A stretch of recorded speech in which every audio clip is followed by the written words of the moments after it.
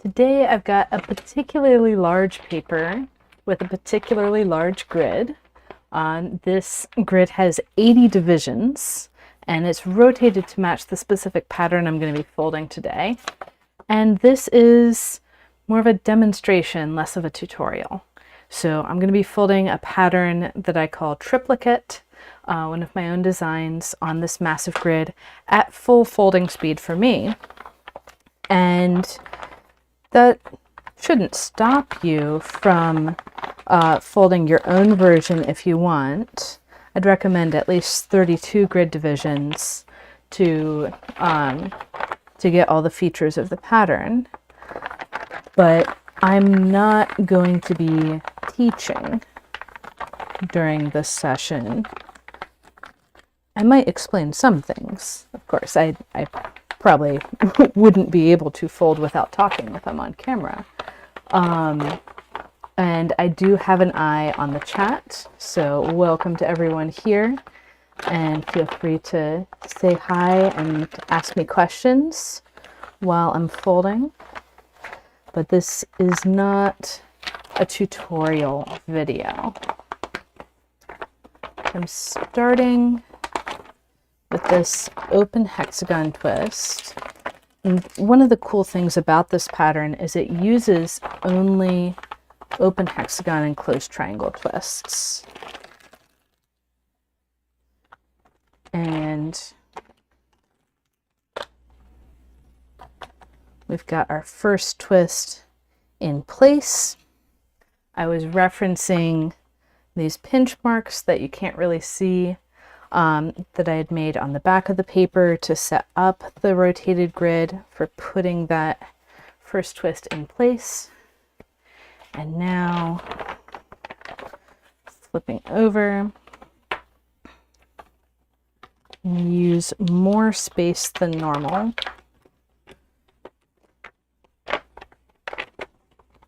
There's 2 spaces left blank between here.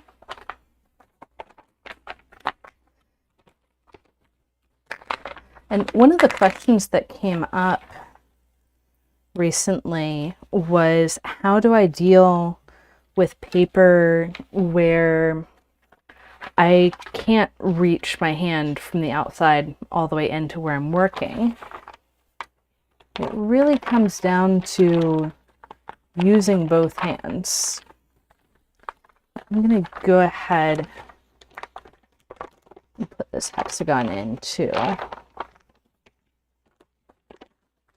So if I was doing a tutorial, I would probably go around and do all 6 triangles and then these hexagons, but I don't feel like having the pleat overlaps. So I'm going to go ahead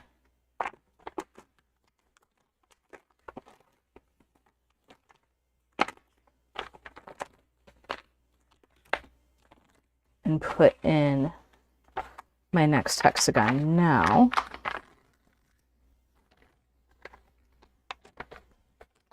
And this paper is so big that I'm not even really rotating it around much, because what you can't see is that I'm actually making contact with things on the outer sides of the paper.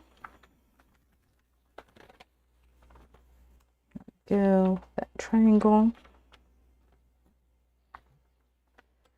and then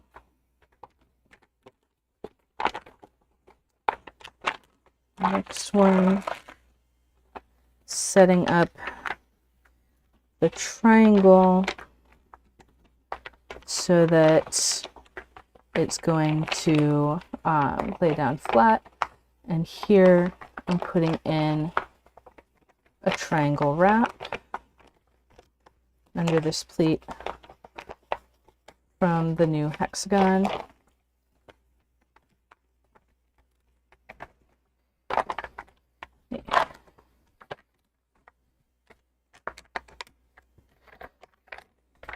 So I've got a little bit of a mess there. I'm reaching under.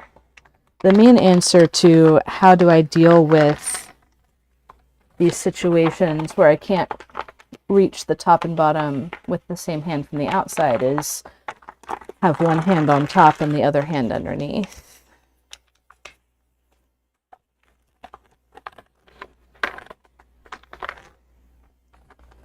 And this outer triangle is going to be, oh wait, that should actually be, yeah, same side as the initial hexagon. Looking at my crease pattern on the other screen.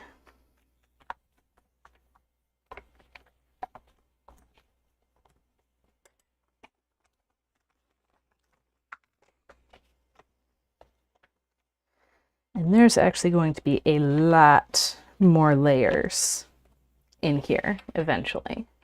I can go ahead and zoom in a little bit so you can see what's going on.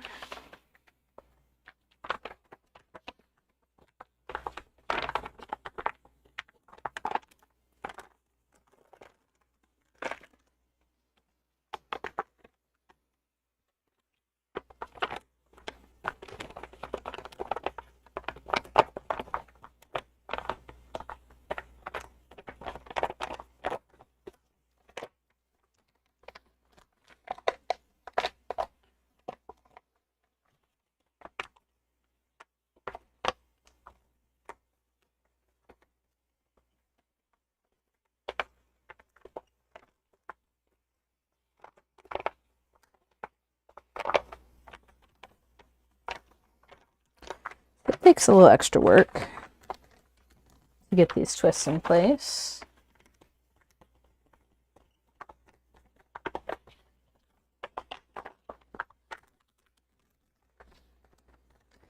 This is another reason why you want to work with a nice crispy paper. This actually is Gold Sky Tone, which is not manufactured anymore, unfortunately.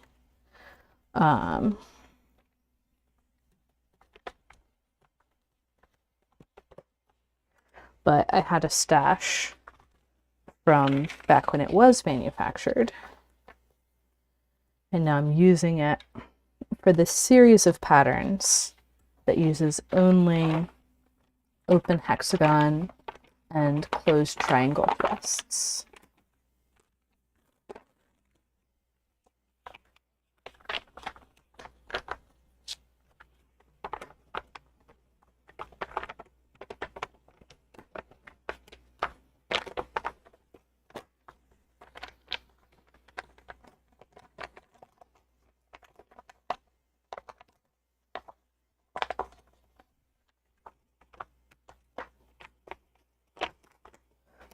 One other challenge with folding here is that by the time I get all the way out to the edge of the paper closest to me, I'm actually off the edge of my desk. So that is another special challenge.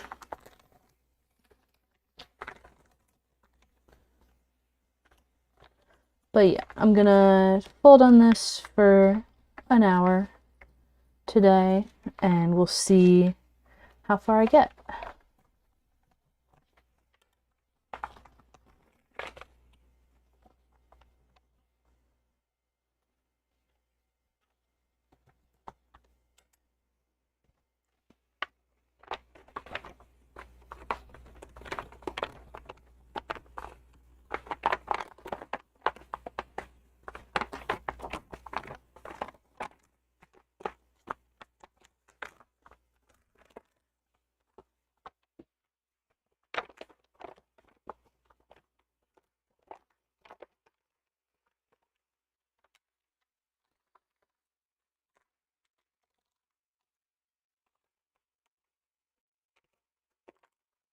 And just for reference, because I know people often ask, this grid probably took me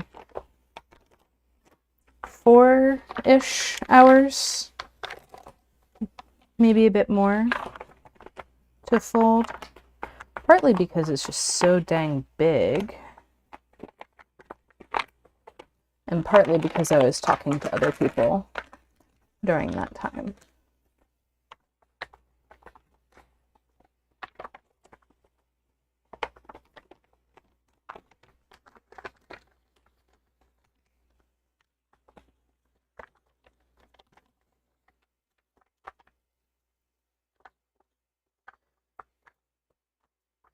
But yeah, feel free to ask questions.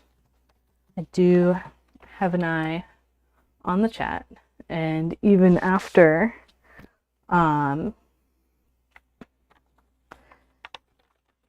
yeah, excellent question. Can I do another full tutorial on a big flagstone tessellation?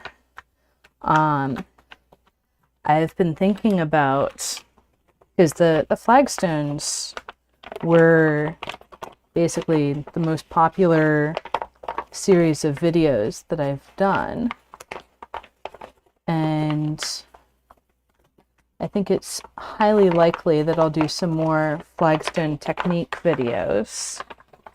Probably not a traditional flagstone, so probably one of my almost flagstone patterns, but I think it's very likely that I'll do another kind of mini series on flagstone patterns.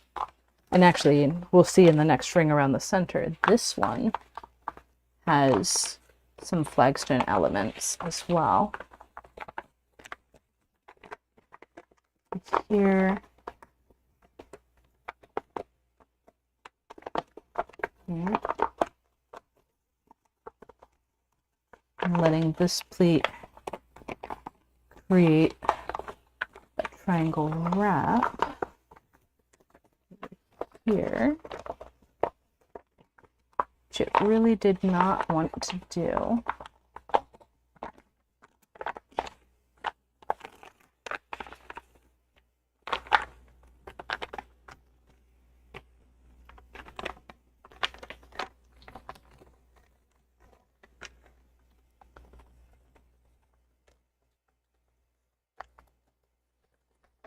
And just for consistency, I'll pull this flap up to the top.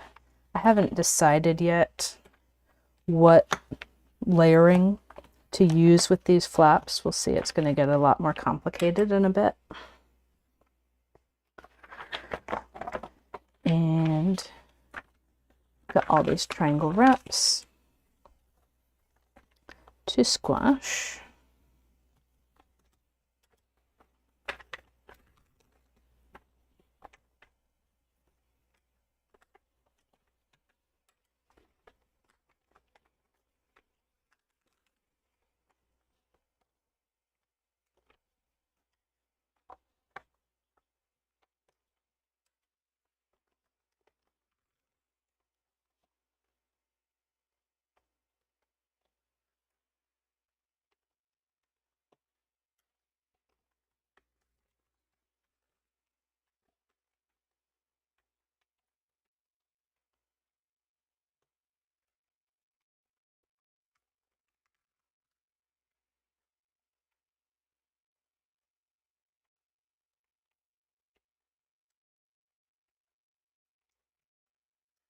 And let's see. I want to have, I'm looking over at my crease pattern. I can see, like, okay, let's say this one, for example. Okay, that's that.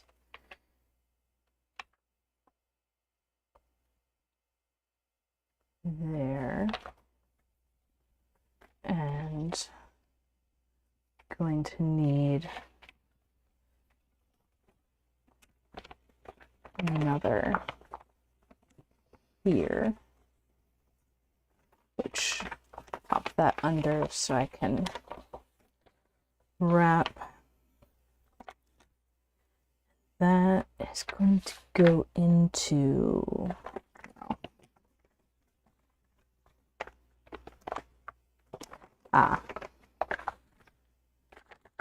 that's not the direction to learn.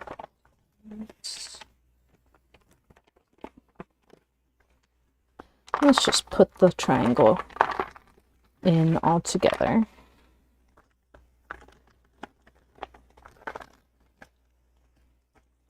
So I'm going to need this triangle.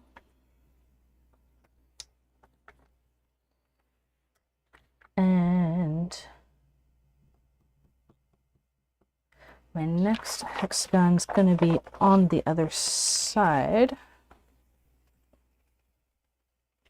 Yeah. Okay. So that's popping down. And my next triangle is going to be in there.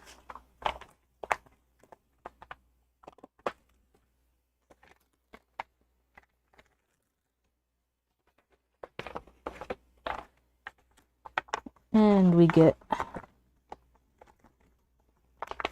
our next hexagon at flagstone spacing.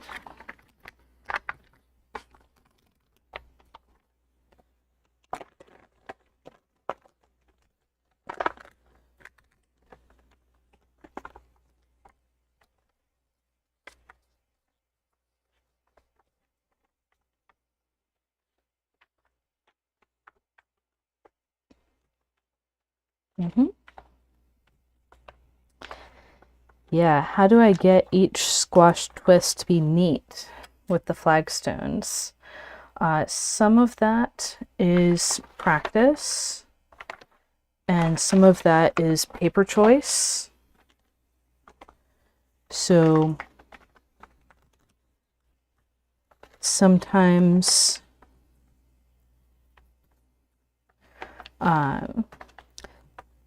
so different papers will have different properties, and that's going to really impact how they squash. That's part of why I really recommend Skytone. Right here, I'm going for the hexagon on this end. Part of it is gridding really precisely.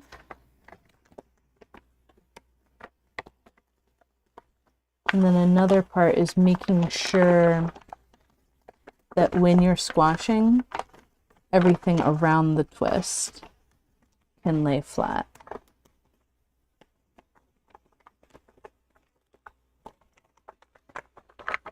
So the sequence of the folds.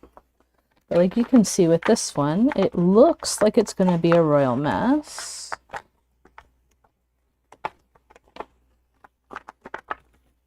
And then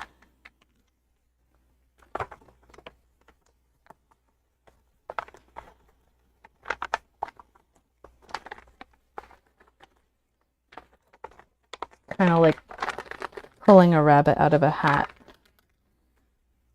All of a sudden, things start laying down more nicely. And in this case, the previous twist is the one that's not happy. I'm just going to pop that corner back out. I went in with my bone folder and pulled a little bit.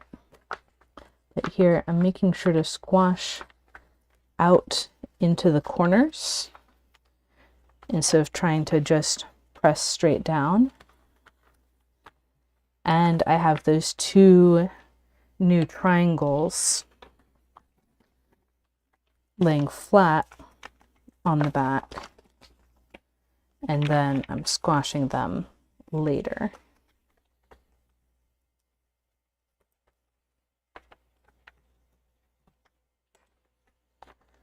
And in this case, when I flip that triangle, I also want to pop that next pleat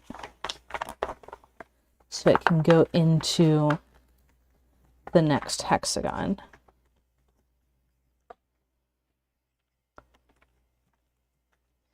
So that's how I'm repeating stuff as I go around. Okay.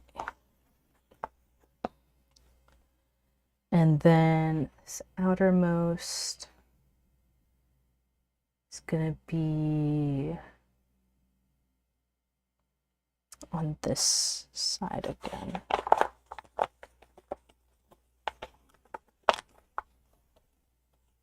Yeah.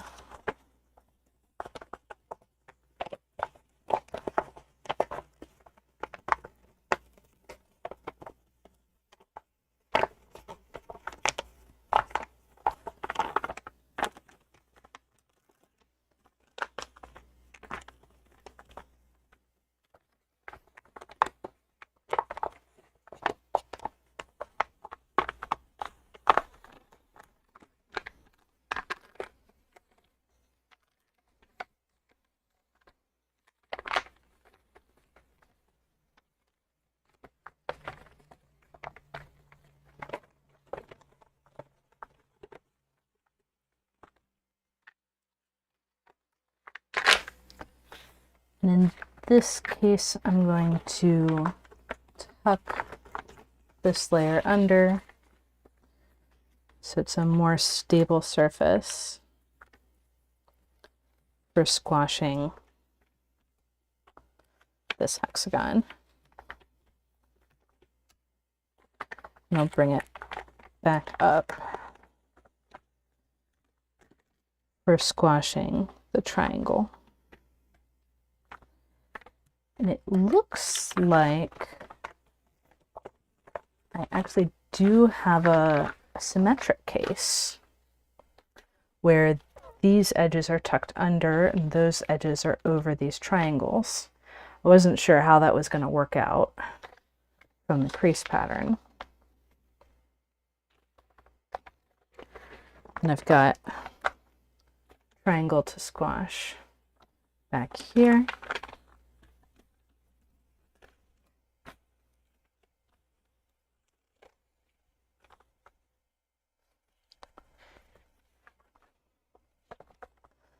Okay, so I was able to get a symmetric case from the hexagons, or from the hexagon's perspective, but I won't be getting one from the triangle's perspective, it looks like from this side.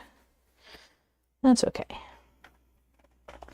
I knew that one of them was not going to look symmetric.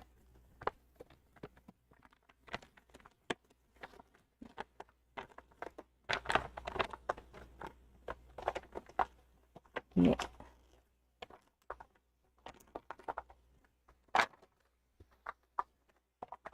Oh, and the other thing that just occurred to me about squashing stuff in flagstone patterns is that you really want to be practicing squashing those twists outside of flagstone patterns first. And like, yeah, squashing them in flagstone patterns is extra tricky, but you want to be really comfortable squashing those twists in normal situations before you go into flagstone patterns.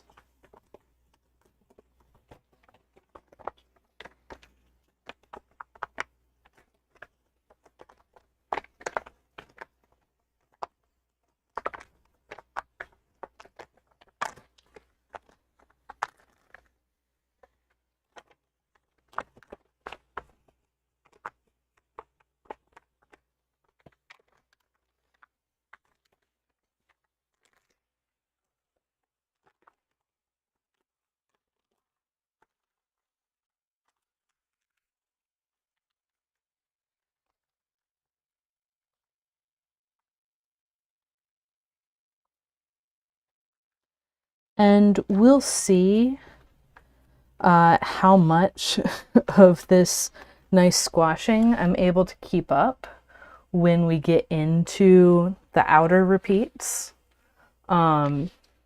This is definitely going to be a challenge to see, like, is this still possible once you have a couple repeats in? So that's the other thing, especially with flagstone type things, is that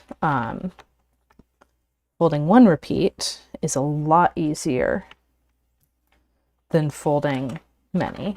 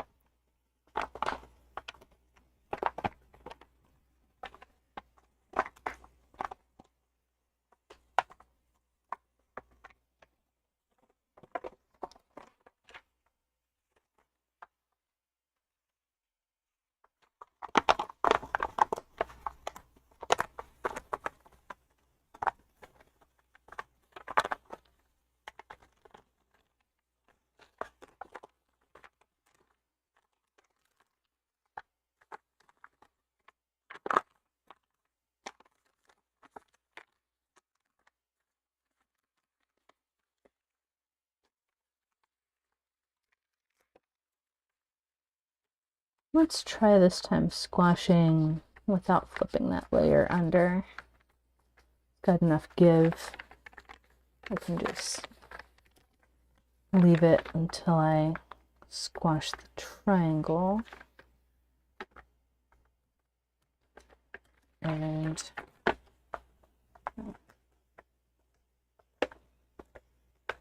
pull this one up.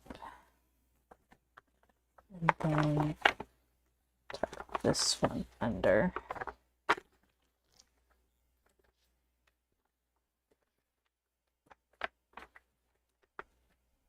That looks nice and symmetric.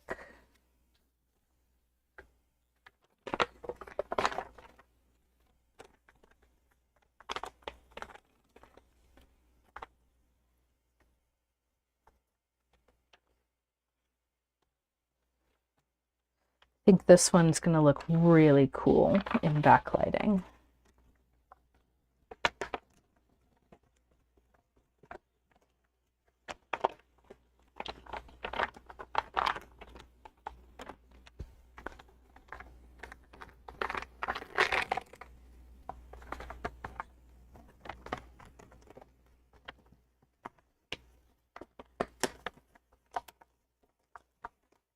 Yeah, the real trick with folding at this density is knowing when things should be 3D and when they shouldn't.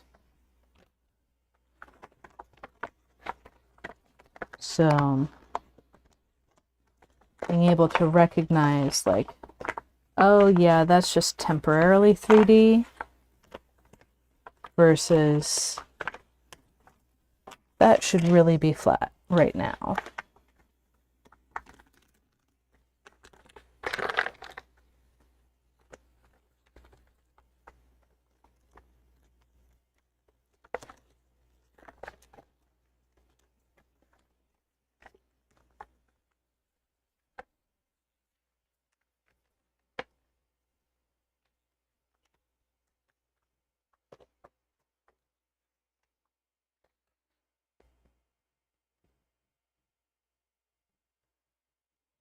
Yep. Okay.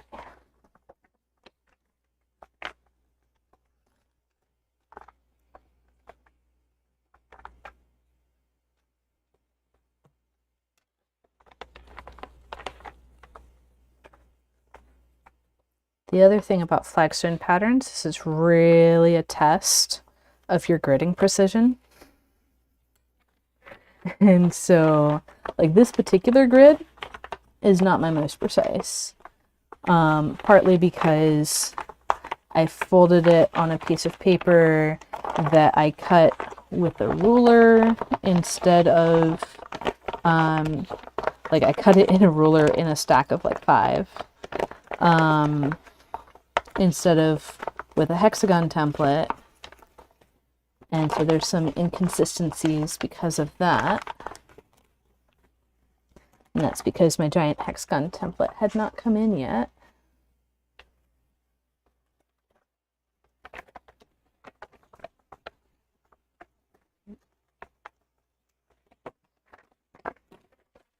But I think this will still work out.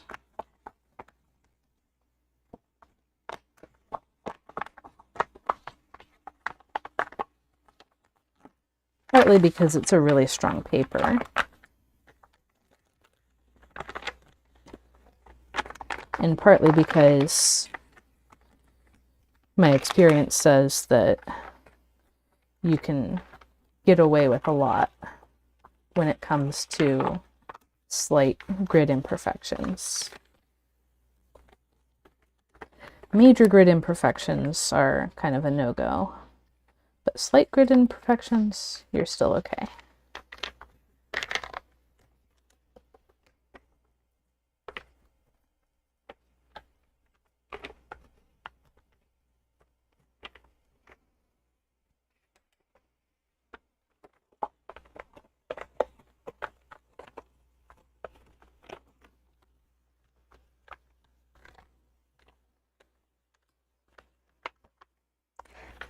And partly, like, we're seeing these grid lines here get all wobbly and loose. Partly, I'm just not going to press too hard on that and wait until I get in a better situation on where I'm squashing the stuff that's specifically on those grid lines.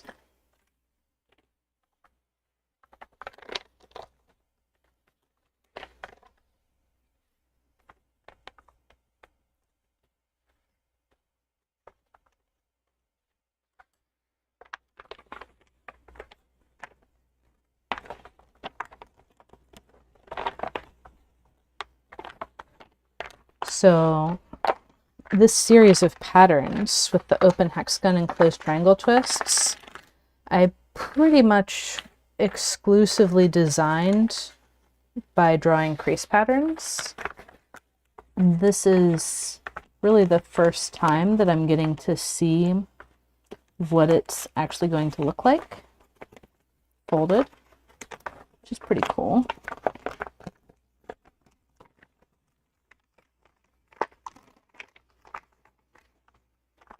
And like as the folding goes on, beyond being hard and interesting in itself, I'm getting to see all of these features that I could not have predicted from the crease pattern. Well, technically, could throw it into Origami Simulator and predict quite a lot. If my line styles were appropriate for throwing things into Origami Simulator.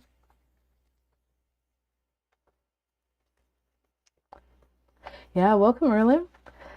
It's entirely, like you said, open hexagon and closed triangle twists. And I've got this, like, these clusters, and yeah, I'd say it's going pretty well indeed. In the next ring around the center, we'll actually be seeing some repeats of the center. That's nice. It'll give a little bit of extra space after all these flagstone bits. We're almost there. Well, 2 more flagstone clusters, and then I can start the next ring.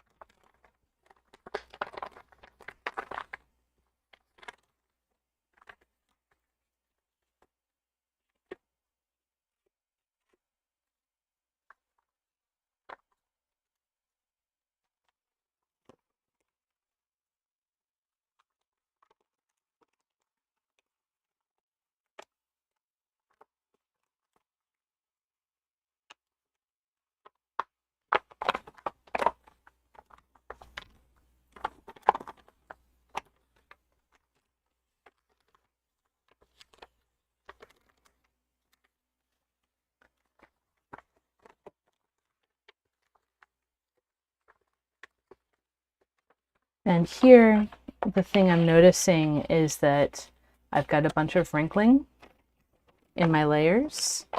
And yeah, these pleats are crossed. I'm going to put them down. And now that wrinkling has gone away, and I can, well, first pay attention over here. Make sure everything is happy. And then squash my twist. And then this triangle.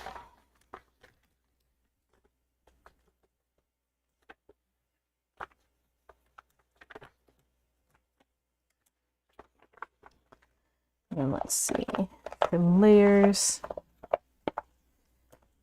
this is going under here, and this is going under here.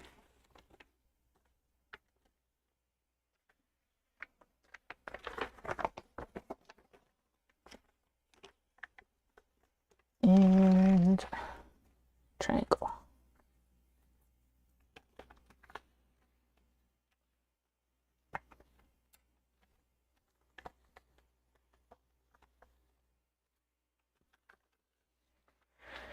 Okay.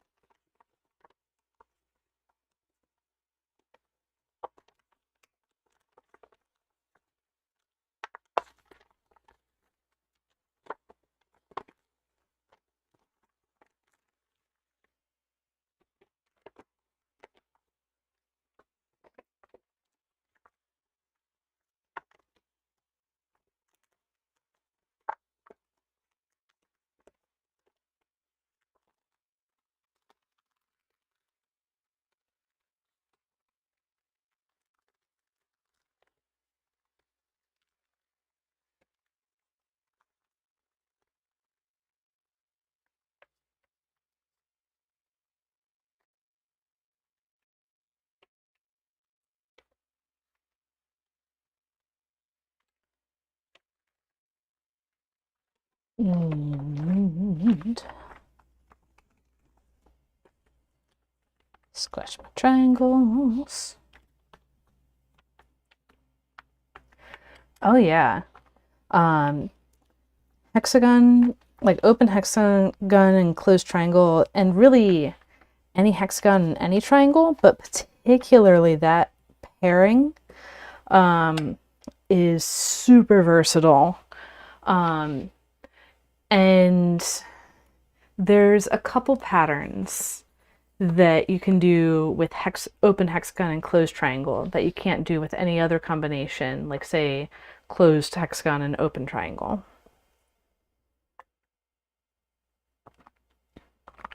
And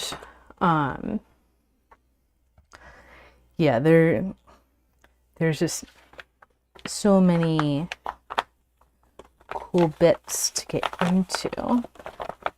Let's see.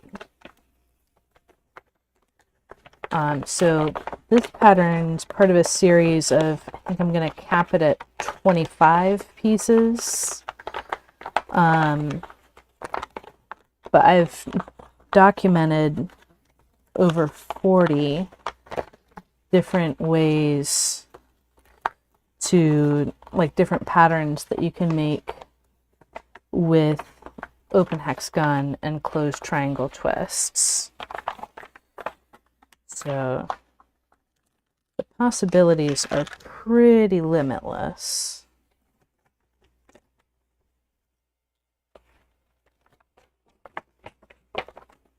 Let's see. Ooh, I might get to use my cool new trick.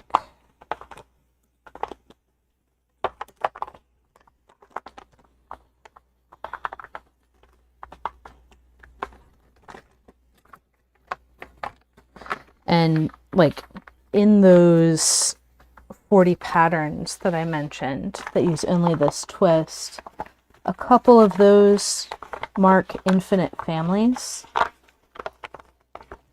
So there's really no limit. Okay, so new trick time. When I taught the Flagstone videos before, I would have said, okay, just put the corner of this into this flap that's laying on top. That's not what I'm going to do right now. Open the flap And then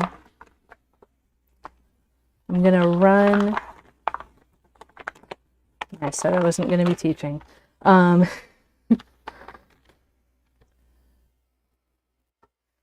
So at this corner of the open hexagon, you see this flap coming off? It's coming off the corner the wrong way. The actual fold of the pleat is going to go that way, but we're letting it go the wrong way. So that layer that would have been on top can tuck under.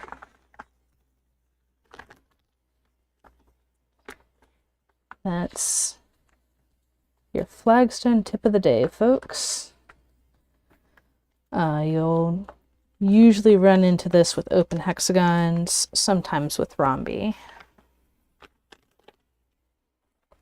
But it's these 120-degree corners.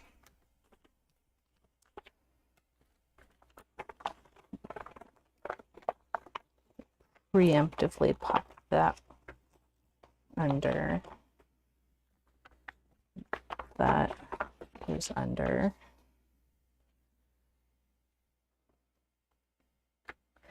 And then I need to squash this triangle, but it's trapped.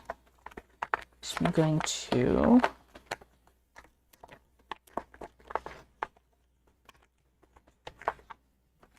do a wrap.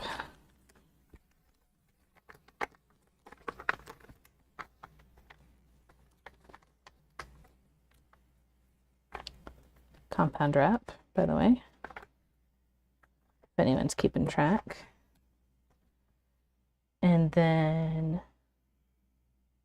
I'm just going to figure this out from the hexagon side. So I need to put that pleat back,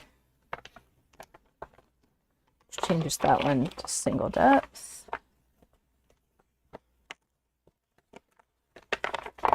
And then I can wrap under there.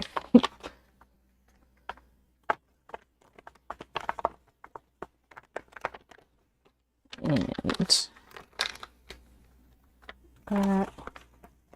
this pleat's not actually going to cross that because it's going to open up and form a triangle with the next pleat around, which means that we've reached the end of this ring around the center.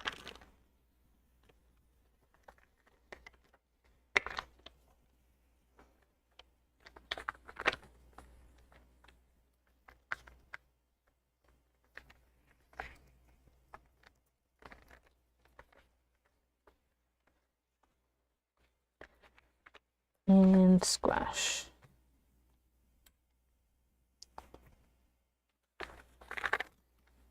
Squash that guy too.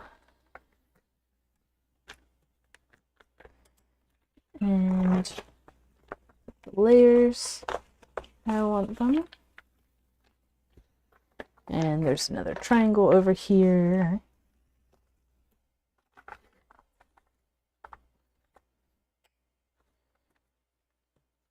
And now, got a set of parallel pleats, more than it looks like. I'm going to work on this pleat next.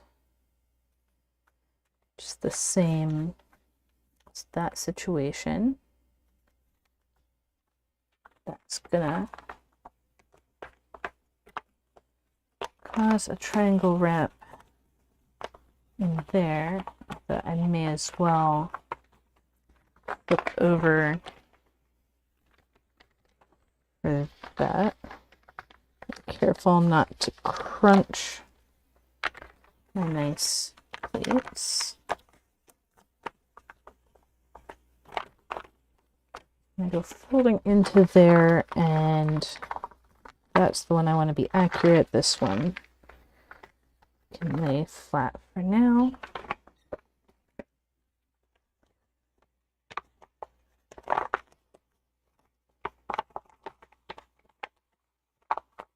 And going to be a triangle wrap with one of those. Fold through the rest.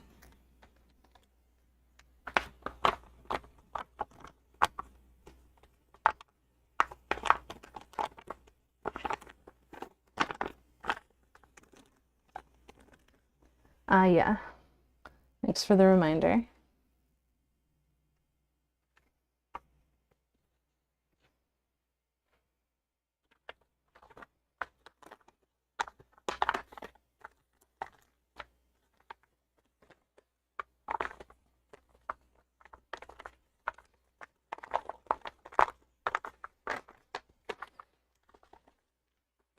Yeah, I often forget what zoom level I'm at, particularly with these videos where I'm more folding instead of teaching. It's nice to have the reminder to actually show you guys what's going on. So there's our first repeat of the center.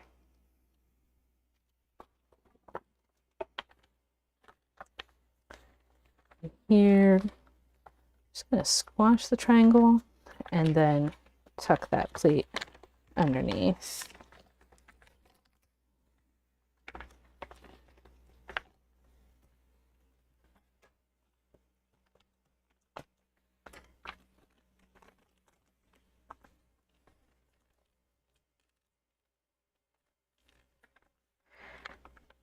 And then we're not going to get off easy. Our next twists are going to be this overlap, and it's going to be an open hexagon.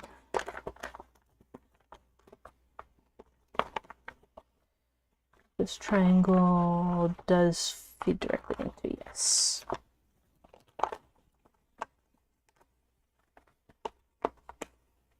On the far side of that, a wrap.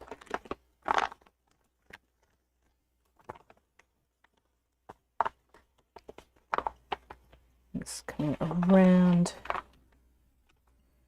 to another triangle on this side.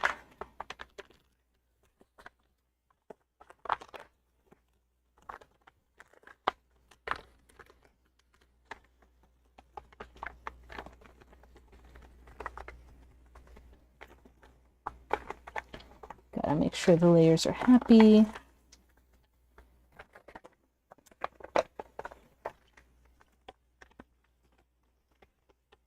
And then squash.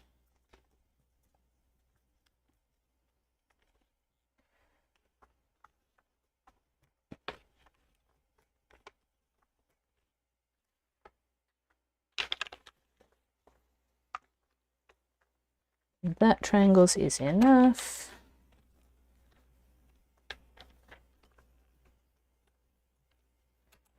And the other one's here.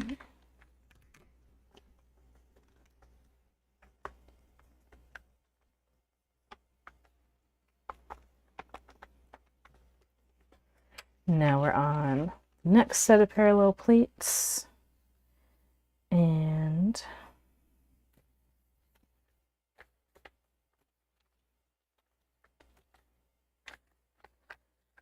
I'm gonna have triangle in there.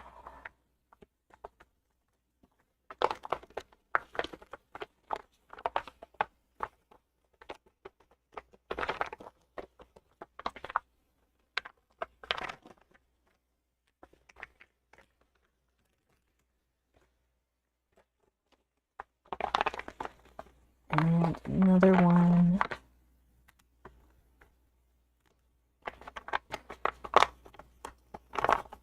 And here.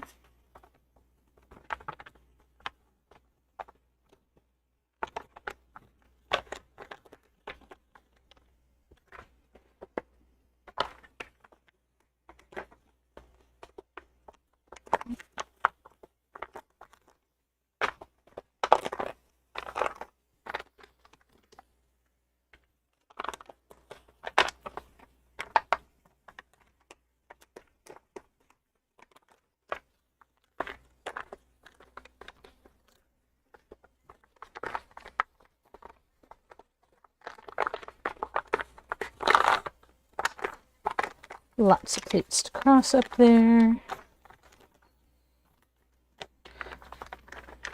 But I don't really have to flatten that area. I can just stick to this local area.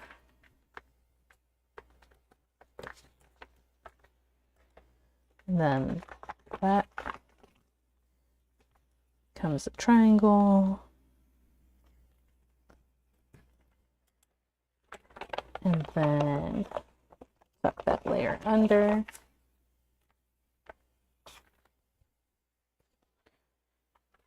And that's gonna feed into the next twist here.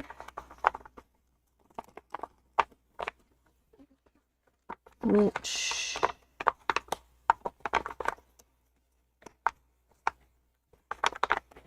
make a wrap right there. It's a nice crispy wrap.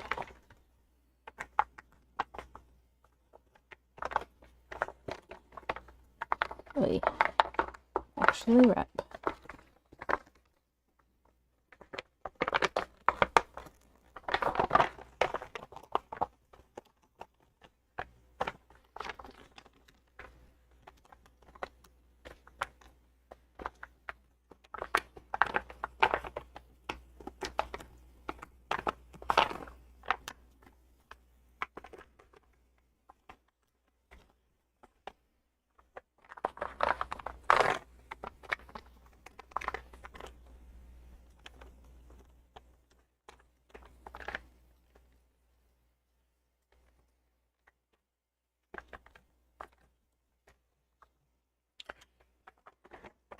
And then we have our two triangles over here.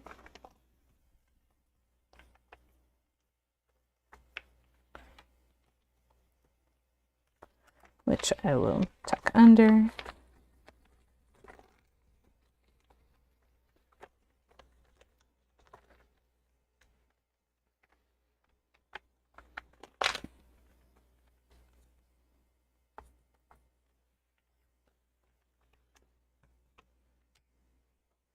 And I'll keep going for 6 more minutes. But yeah, we won't see the end of this piece this hour because I also have other things, including a office hour with my students, tessellations by tiles and tessellation starter sequence students. And that's going to be going on after this.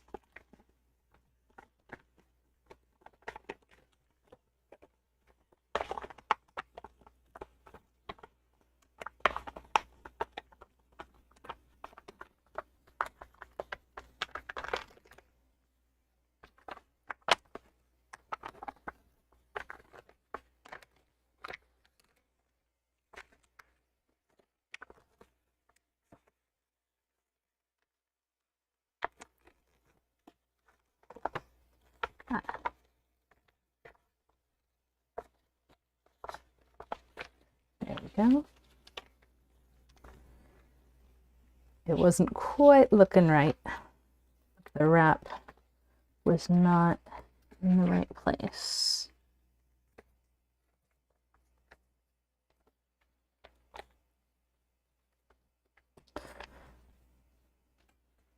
So there's another answer for how to squash flagstone things nicely. Be very meticulous about everything being in the right place before you squash.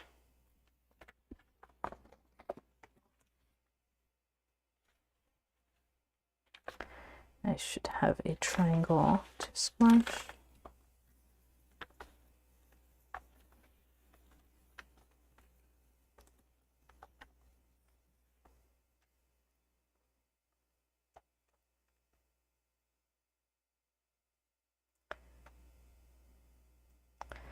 And looking at these guys, I'm noticing There's some regularity. I'd like to, well, I'll probably change my mind about what order I want these guys in later, because I won't be able to do all of them the same way. This might be one where I have like clusters of 3 on top and clusters of 3 below. That's my most symmetric option. But anyways, we're here. We don't have pleat overlaps. I want to put in the next hexagon, and I'm going to start with because that needs to be a triangle.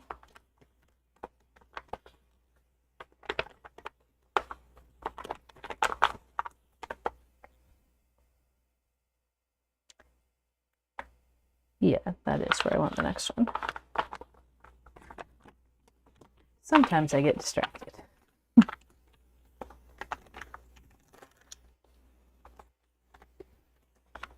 And then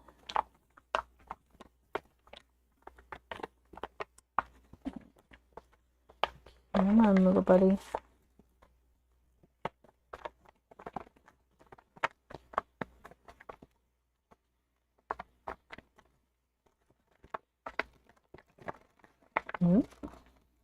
There you go.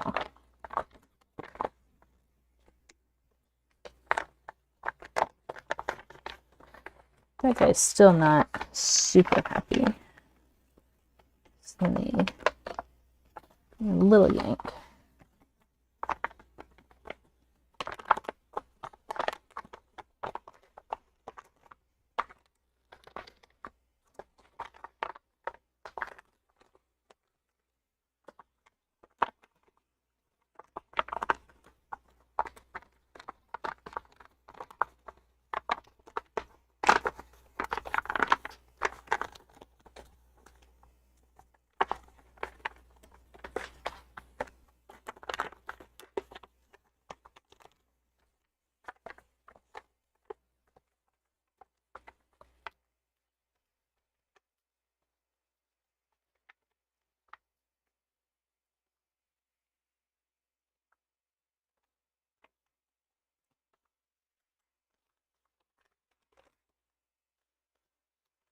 And squash.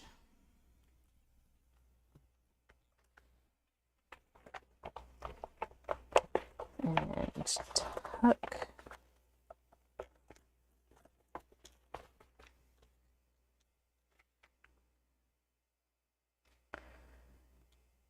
And squash this guy.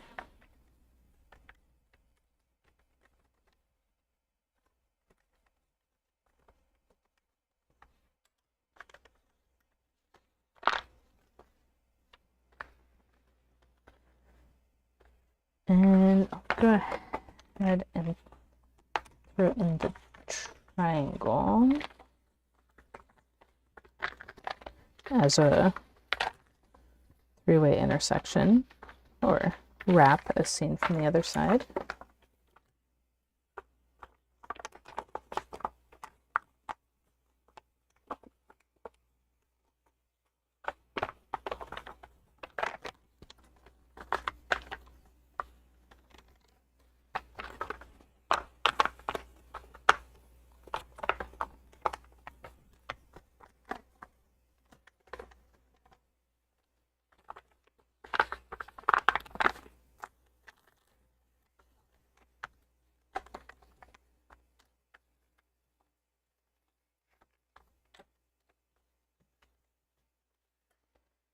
And both of those triangles are over here.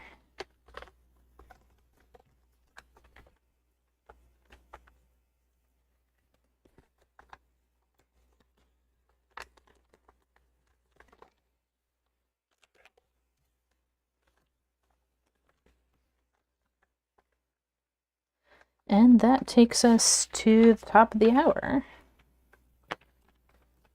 So we've got these flagstone clusters. We've got these kind of isolated hexagon stars with this triangle stuff happening around it. Let's take a look at the backlighting so we can see, what this is going to look like eventually. So yeah, we've got these really thick areas, really thin areas, and not much middle ground. That's interesting that that bar is crossing directly. Then on this side, we've got those flagstone clusters that really show up nicely. And then those stars again. So yeah, very neat pattern. I'm gonna probably need another couple hours to finish folding it. And yeah, I'm glad y'all came along for the ride. Thanks for asking questions and reminding me about my Zoom. And yeah, there's still a lot of paper to use. So what I've folded is, I'm gonna say maybe a quarter of what I'll eventually get folded. We'll see. And then there's gonna be a bit of a border left. We can see that all of these pleats look about roughly the same length with respect to this edge of the paper. And that's what I was going for with this particular rotation. So yeah, a good start on a big piece. Happy folding. And if you want to see more of these pieces and see crease patterns for some of these pieces, definitely check out Tessellation Garden, which is where I put all of the crease patterns and photos and recommendations of next easier and next harder patterns for my pieces after I've folded them. So check that out. I'm pretty sure I put the link in the description. It'll be there in a few minutes if it's not there already. And happy folding.